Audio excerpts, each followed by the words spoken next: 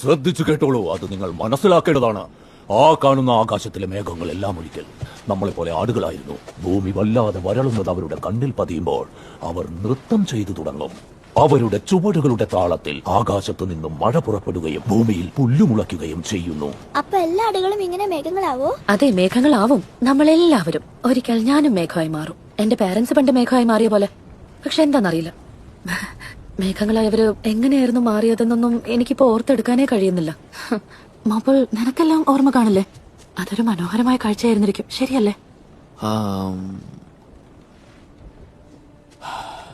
Yes, അതെ, എനിക്ക് ഓർമ്മയുണ്ട്.